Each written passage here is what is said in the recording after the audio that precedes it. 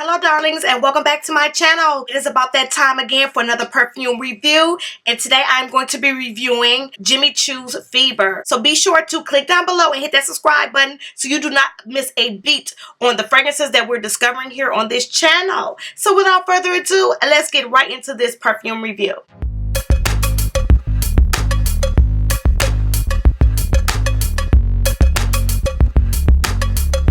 Jimmy Choo Fever was just recently released in 2018, and as you can see, this packaging is absolutely stunning. It does resemble the original Jimmy Choo bottle, but this one has a gradient of where it fades from like plum to clear to plum at the bottom, and then you have these gold accents around here, and you just have this wine and gold color top. This is a absolute stunning bottle, and of course it is glass, and you know how we feel about a glass bottle. So kudos to Jimmy Choo for releasing this gorgeous bottle and packaging. And I did actually pick this fragrance up from fragrancenet.com. I will leave links in the description box of where you can find this perfume, and I was totally surprised and shocked when I was able to find this fragrance because it was just newly released. But honey, it was released to fragrancenet.com, and sometimes when that happens, that's really not a good sign for a brand, but it also could be a marketing stunt. You just never know. But yes, this was on sale, but it did not last long.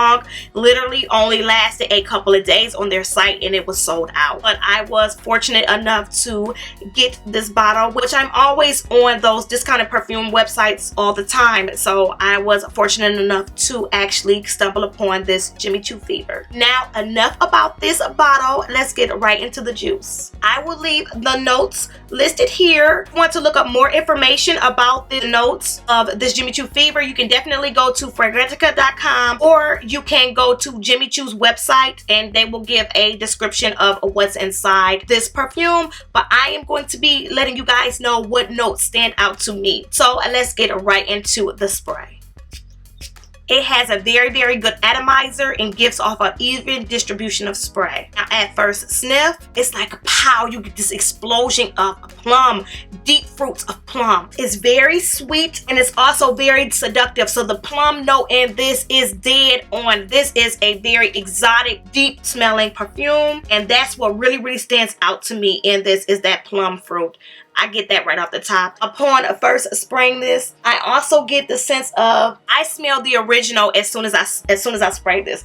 I can pick up that original flavor of Jimmy Choo in this Jimmy Choo Fever. This is also classified as an oriental vanilla, and you do definitely get that vanilla in this. This is a very sweet perfume. You know, Jimmy Choo's original is sweet, but this one is also sweet as well. But you not only get a sweetness from the vanilla, but you also get this deep fruit, and the deep fruit is plum, and I really smell the plum. And to be honest, the plum is very overpowering in this perfume. So if you do not like those really heavy, deep fruity scents, I don't know about this one, but for me, I do really enjoy the plum note in this. After about 20 minutes of spraying this, that is when the vanilla starts pumping through this perfume, and you also get a very deep smell of tonka. So you have tonka and vanilla, and the plum never goes away. So now you have those three notes fusing together that is making this perfume very deep and fruity, and also still very sweet. But I will add that this perfume dries down to benzoin.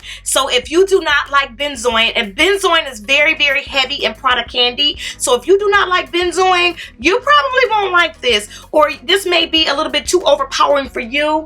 But I will say the benzoin is super strong, almost too strong for me in this. I really do like it, but I am just picking up heavy notes of benzoin. Just plum and benzoin is what I smell, and it almost gets to a point as it's drying down, it's really spicy. It's turning spicy.